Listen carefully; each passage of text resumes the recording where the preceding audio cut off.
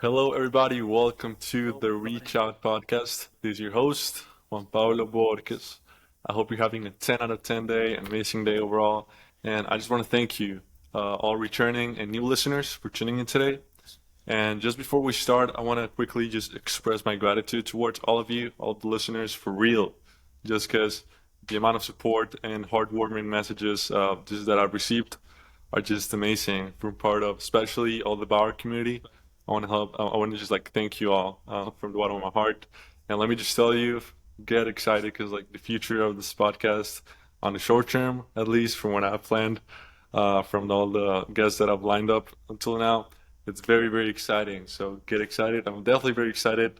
Can't wait to just like keep on recording, keep on uploading. So yeah, just thank you, and thank you. Um, Check us out on Instagram. Check us out on TikTok, YouTube. By now, the episode with Tony Wen on the importance of soft skills is already up, so check that out as well. And without further ado, I already know that I told you get excited, and part of the reason is because of the guest today. We met a few months ago, but I do like to call him my friend. Um, he's a great man, a great professional, someone that has a lot to bring to the table. So please, everybody, welcome Alejandro Restrepo. Hey, thank you for having me. Absolutely. Thank you for being here. How's it going, man? How's your morning treating you? It's all good, yeah. It's a nice, relaxed morning. Hoping it's a good weekend. How you doing? I'm doing pretty well. The morning's a little bit chilly here in Houston, but I always record in the library every time I can at the Pearland Library, and the view is just amazing. Oh, So nice. it's really cool. Cool. Um, it's amazing to have you here, Alejandro. I'm very very excited to record this episode. We met. I reached out to you. I think it was December of last year, and Yep. we had quite a quite of a cool informational interview. You told me about your role. You told me about your background, and it was just amazing. And I remember whenever I was starting recruiting for the podcast, I immediately thought of you. So it's so amazing to see this plan coming into reality. You know. Um, Yeah, I think you've done a great job with this. Like it's been really cool seeing the project come together and come to life, and like all the support you've been getting online is really cool to see. I appreciate that, man. I appreciate that. And for all the listeners, just tell us a little bit more about yourself, where you're from, college, work, just a little spill. Yeah, yeah, sure. So I'm originally from Colombia, just like you. But I went to college at UH, and then got my bachelor's in supply chain and jumped right into work after that at SpaceX, up in Seattle, working on the supply chain for Starlink satellites, and that was a really cool project. Worked on that for like 2.5 years. And then when I heard that Tesla was opening up a big factory back in Texas, close to my family, I decided to switch from SpaceX to Tesla. And now I'm here in Austin, working on the Tesla Model Y supply chain, which is another really cool project. That is very cool, very very awesome. All the projects and ventures that you have are just to admire for. And Alejo, before we get into the topic, I know you said you're Colombian, I'm Colombian. That means that we share similar music taste by default. That's just like the norm. Yeah, it's in our blood. Yeah. Yeah, definitely. So just tell the listeners what kind of music or artists you're into, real quick. Oh man. Lately, I've been into like a lot of I don't know, kind of like groovy, like Tom Misch, Anderson Paak kind of like music. Yeah. But like on the weekends, my wife and I will play like vallenatos or salsa and just like hang out at the house. I don't know, we keep it varied Very, that's awesome. Definitely two very, very, very cool genres, very different from each other. You gotta love for sure. vallenato. It's just like it is what it is, Yeah. bro. Yeah. And Anderson Paak, great artist, one of my favorite ones. I don't know if you heard, Yeah. probably you heard the project he had with Bruno Mars, the Silk Sonic. Totally fucking cool. Yeah. Yeah. Really good. Really good record. Um, so with that said, Alejandro, I want to talk about decisions, tough decisions. Everybody has to face some tough Mm, decisions along the way. It may be related to your personal life, your relationships, or your career. However, we all want hmm. the same objective in the long run, which is achieving happiness, achieving this objective of being happy with your life.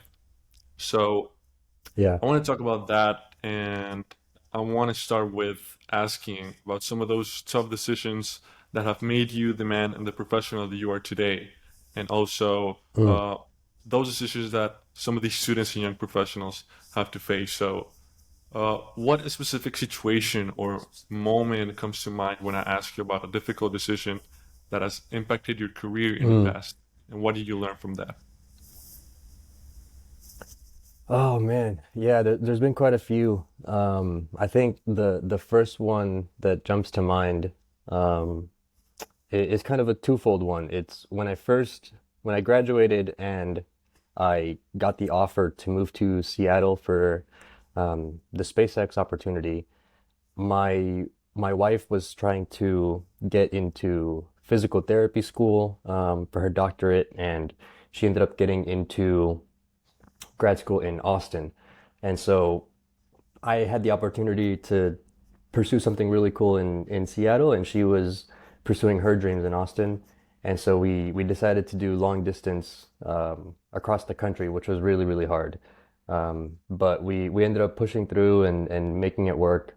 And eventually, when that opportunity for Tesla back in Austin, back in Texas, became available, that ended up being like the perfect opportunity for me to come back, move closer to her, to my family, and and kind of close that era of long distance. But while we were doing it and while we were deciding on whether or not to do it, that was a really, really difficult decision. But I think in the end, we made it work. We made the best of it. That is very cool to hear. Such a good story, and I want to highlight something that you mentioned, which is a trade between um, what is and what can be, especially when it comes Hmm. to connection between relationships and your career.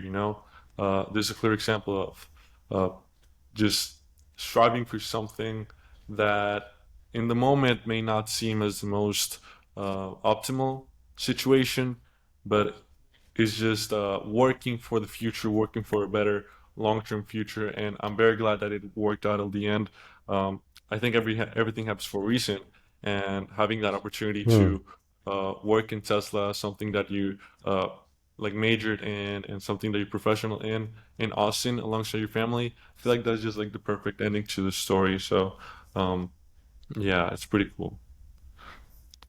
Yeah, Um, honestly, feel very fortunate because it was a very unique opportunity that I think not a lot of people get, and so we both are very like career focused, and so it felt like the right choice to make, and I'm glad it all worked out. 100%, 100%. Um, Going back to how you're working currently at Tesla and previously worked at SpaceX, we know both very competitive companies that rely on their employees to give their 110% always, sometimes, meaning being available to work every single day of Mhm. the Yeah, week, even after regular business hours. I know you know a lot yeah. about that. And I have two questions about this. First one is, how do you successfully balance your work life from your personal life? Yeah, it's definitely a balance, and it takes a very like it takes a very particular mindset to be able to make that balance when you have such a demanding work life. And so that's why a lot of people will burn out, and it's very sad to see when it happens. But when people get it right and they're able to make that balance and make it work, it's really, really rewarding. So it's like um, yeah, you have to be able to separate work from your personal life. And so I like to keep a work phone and a personal phone so that if I am getting a call on my work phone, I know that it's like 100% work related, and I can, you know, step aside from whatever I'm doing in my personal life to deal with whatever is happening at work.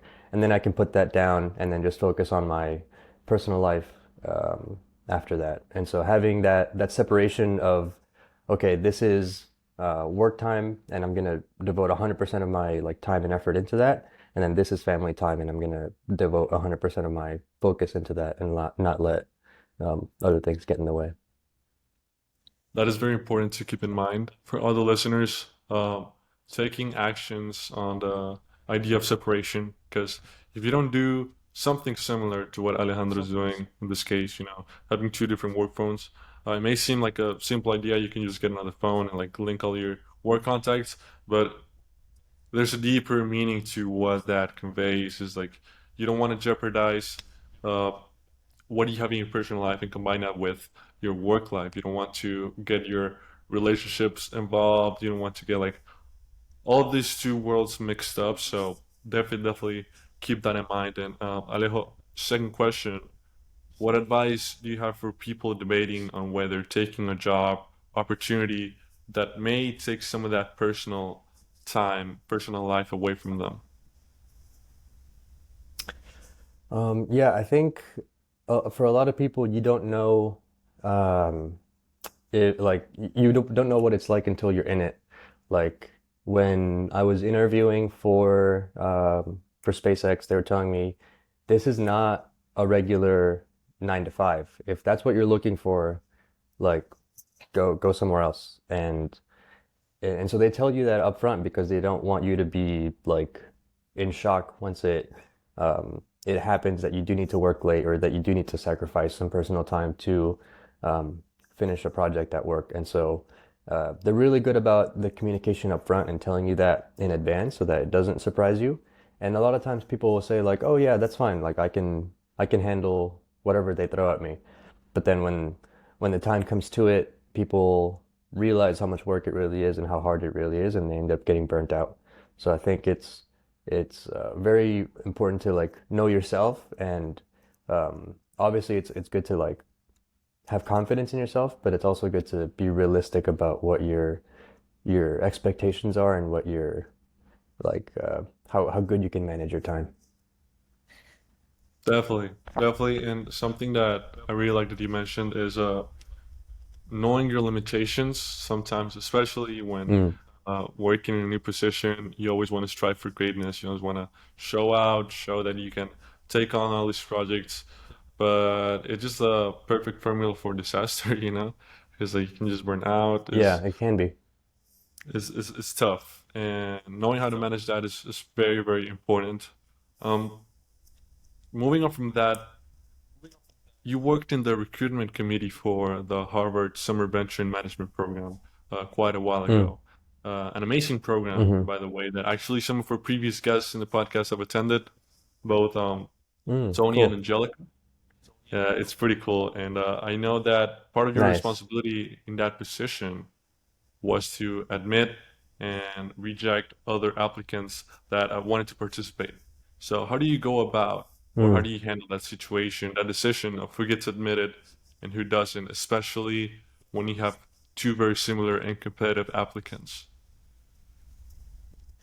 Yeah, yeah, it's tough. So for those that don't know, the a Harvard SVMP or Summer Venture in Management program is kind of like a test drive of the Harvard MBA for students that are from underrepresented communities, underrepresented schools that normally don't get like the national spotlight. So obviously everyone knows about big schools like Michigan, USC, stuff like that. But then small schools, regional schools in small towns throughout the country don't get that kind of recognition. So a lot of students, especially from underrepresented backgrounds, will assume, oh, I went to like Texas Southern University. I have no chance of even getting considered for a Harvard program.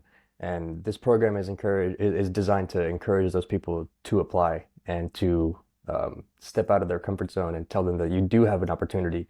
You do have like the chance to go to these big like Ivy League institutions. And so my role was to not to like interview and reject candidates, but to reach out to organizations kind of like HBSA at UH or like the like other like Hispanic or Asian American communities in these small schools and tell them, hey, there's this really cool program at Harvard that you should pitch to your members and invite them to apply and invite them to learn more about it. Because a lot of people will assume that they just aren't qualified, and that's not true. Very true. Um, Yeah. so with that said, obviously you had quite the experience. Obviously reaching out to other small schools, getting to know the students. So what would you advise to those students who want to stand out from the competition in programs like SMVP? Yeah, I would, again, it's very much like be okay with or get comfortable with being uncomfortable. Like it's okay to step out of your comfort zone and take um like leaps of faith into something that you're not sure if it's gonna work out or if you're gonna do well in, but it's like taking that initiative to at least try it is the biggest thing. 100%, 100%. And I do think that that combination between the people in the team of Harvard committees and whatnot, and connecting that with the student orgs in school, like HBSA at Bauer, is just a Hmm. perfect formula for getting that exposure to the students. I'll say, like in my case, in University of Houston, it was not very talked about, almost like none at all, the SMVP program, until Hmm. our very known Tony when he went, and then he started like that outreach to the freshmen, the sophomores, Hmm. and Yeah. it's just very evident how that little grain of rice, it just like creates a domino effect on people like Angelica getting in, and now Angelica tells other persons, and like they just keep going in and bring the name of small college into the spotlight of the Harvard program, which is like very attractive and very cool for all the students, right? Yeah, for sure. And I think it was a person 2 years above me, someone in like the class of 2016 or 17 that was the first Bauer student to go to the Harvard program. And then the year after that, two students went. And then my year, I think it was like four students that went from UH. And so then it's really cool to see how it's just continuing to grow and there's like a presence that's well known within the Harvard staff that like UH is a school that produces like high quality students that um, can consistently get into this program. 100%, 100%. Um, Alejandro, a big topic nowadays is job hopping, moving position to position, Hmm. company to company in a short period of time for the purpose of finding more competitive salary on a more consistent basis, Mm. therefore jeopardizing the concept of company loyalty. Um, this is Hmm. much more evident in the younger professional folks. As a matter of fact, according to a survey conducted by Gallup just a couple of months ago, reported that millennials changed jobs within the past year more than three times the rate of other generations. So, what are your Mm. thoughts on job hopping? Yeah, I mean it can be um like beneficial to like spend some time in one role and learn all the ins and outs of that, what it takes to do that position, and then take that knowledge to another position and to continue to grow and to work on skill sets that maybe you didn't have the opportunity to exercise or improve on in your previous role.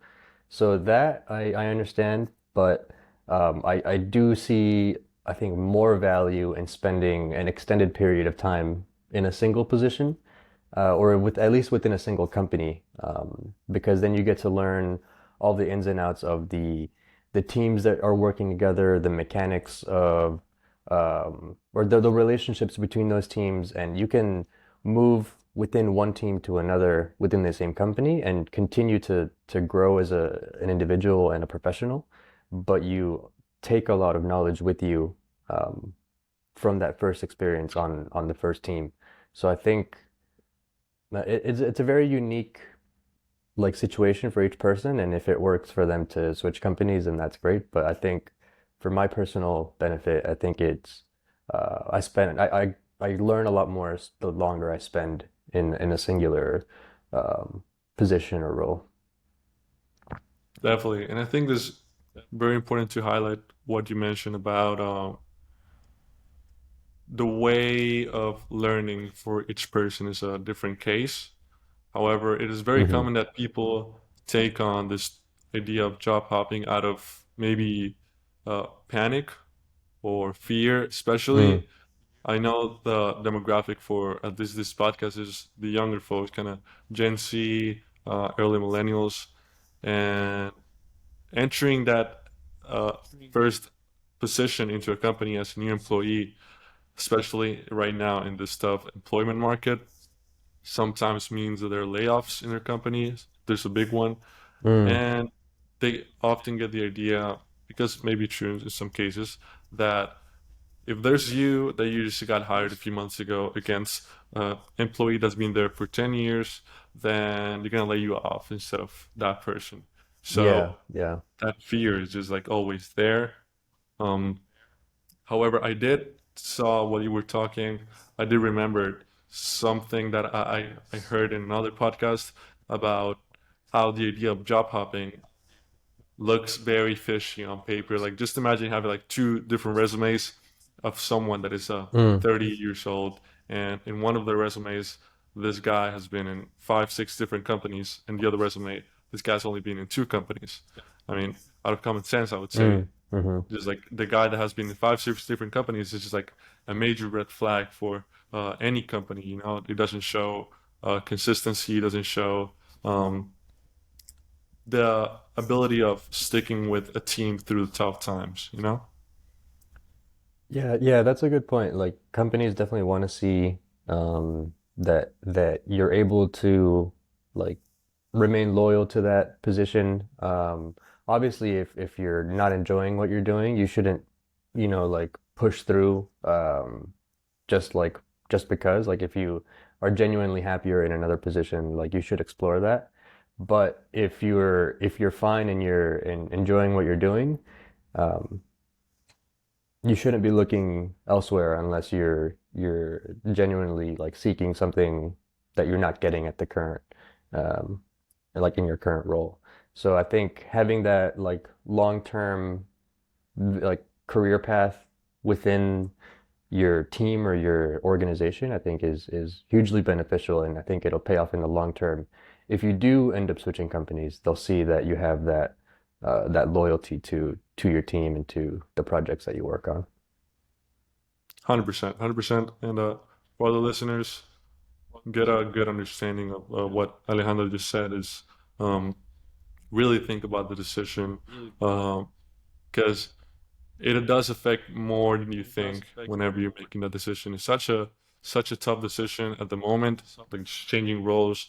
Mhm. As I said, it's not a optimal employment market right now. It is what it is. It's kind of sad, Mm. but like it is what it is. It's tough. Um, so Alejo, moving on from that, a very common tough decision that the younger crowd has to deal with is choosing a career, choosing a major. But Mhm. there's a problem when there's the career that you want to study and the career that your parents or your supporters Mm. want you to study. You know, now I know that Right. every Yeah. situation is different, but I always recommend to just fight for what makes you happy because dedicating 4 years of your academic life to a major that you just hate is it's just miserable. So, Alejandro, Right. what Hmm. would you say to those listeners that may be facing this problem?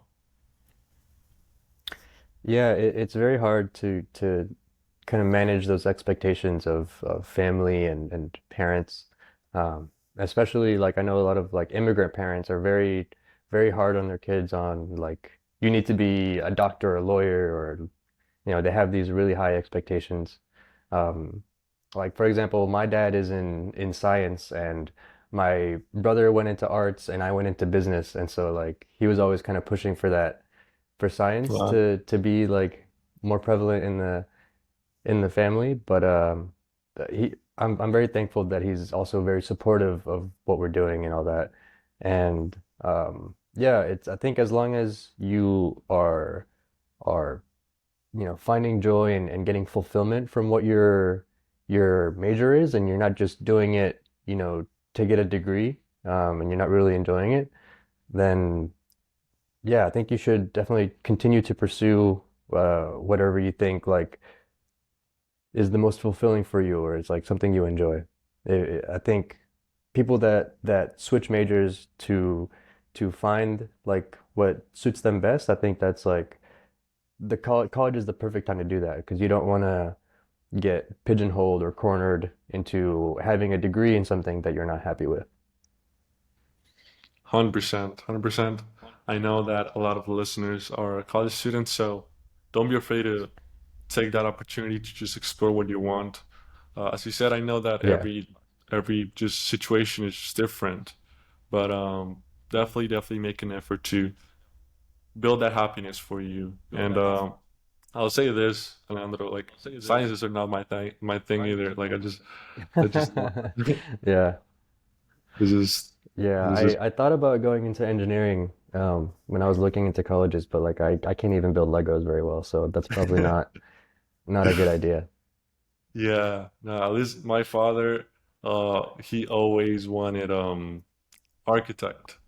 He wanted us to be architects, Oh yeah, and very cool. it was Hmm. very funny now that I think back on it. He was just like pulling up these little tricks of, hey, look at this cool video, like just look at this cool movie, and just like people just building stuff. Yeah, yeah. It's like subliminal messaging trying to, you know, subconsciously tell you to do one over the other.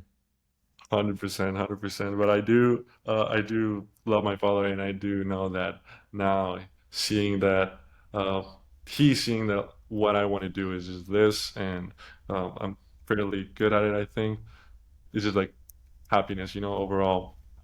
Um, Yeah, for Alejo, sure, for sure. That's really what we want for people to like for our loved ones to be like happy and like getting fulfillment out of what they're doing.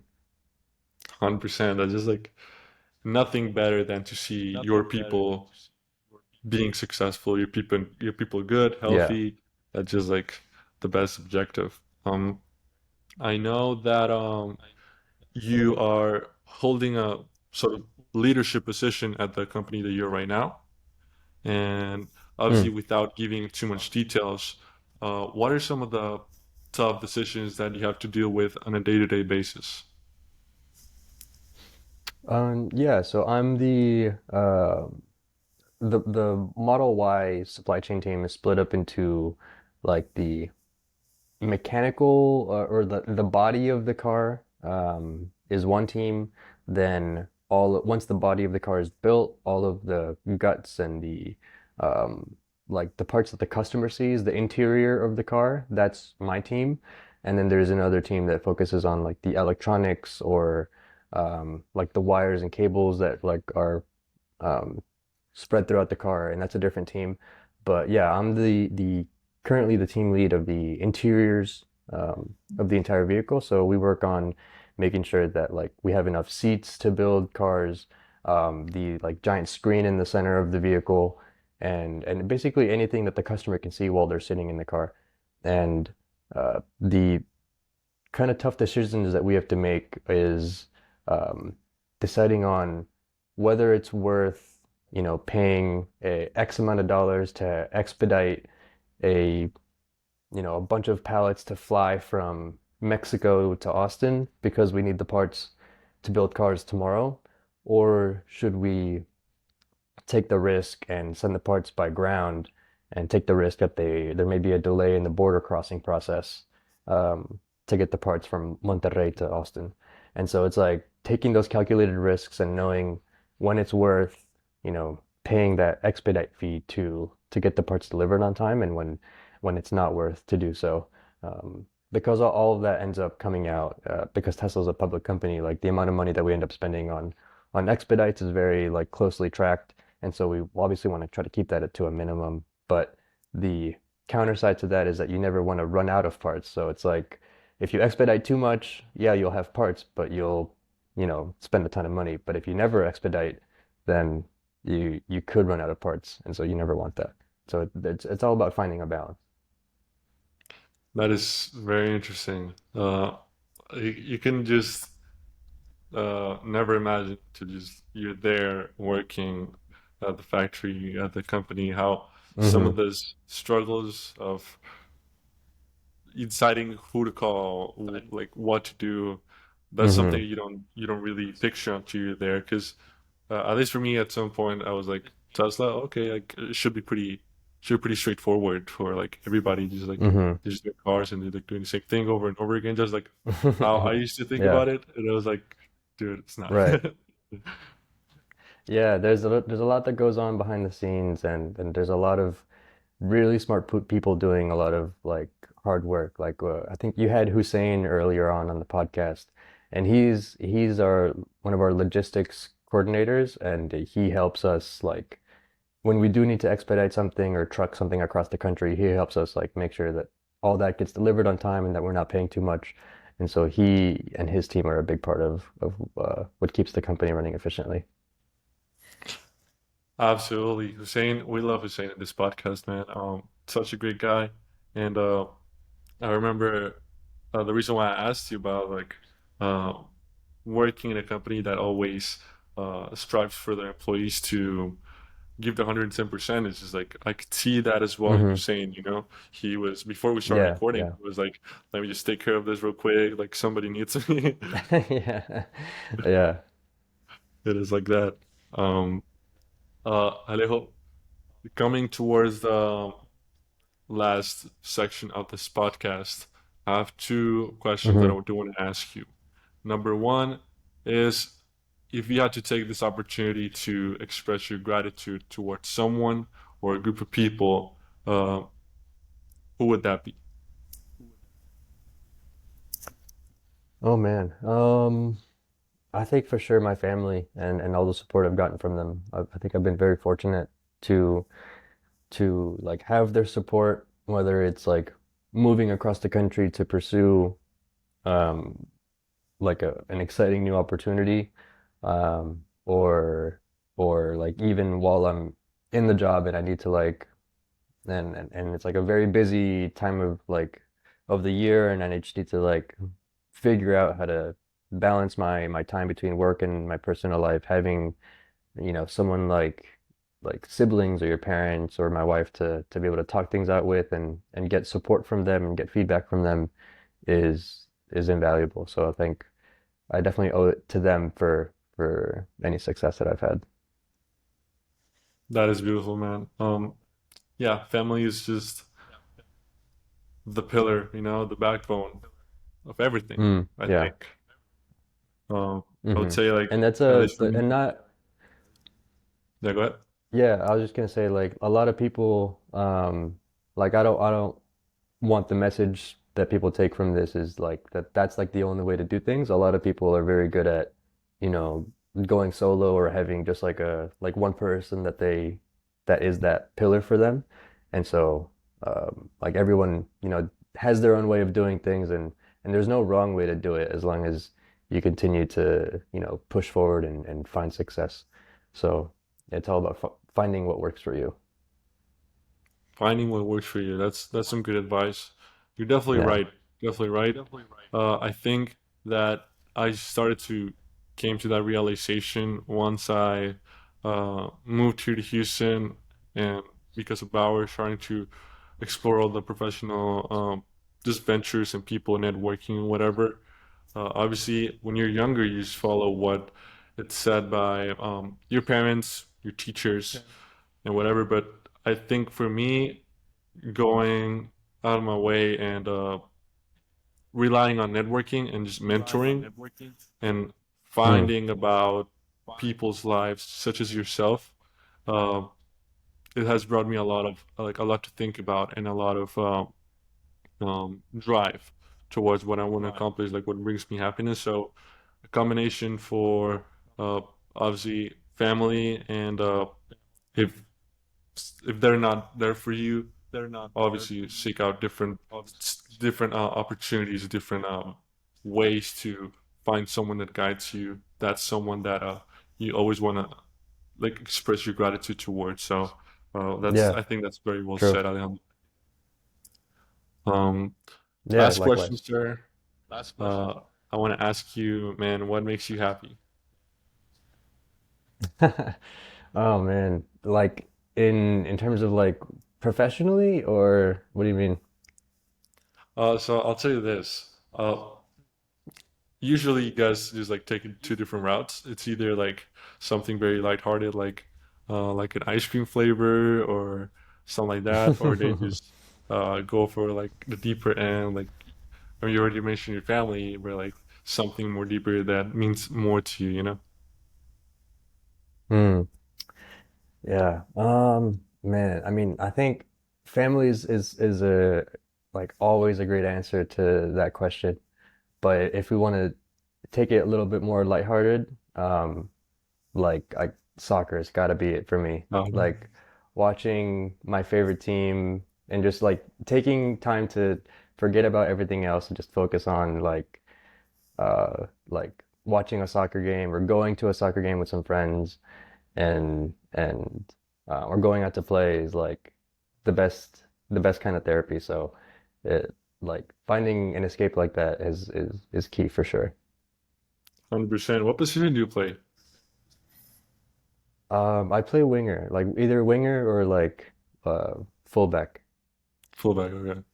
That's dope. That's dope. Yeah, I think especially coming from Colombia, you have that soccer like into your brain all the I mean, time. I'm not saying I'm any good, but it's just fun to go play.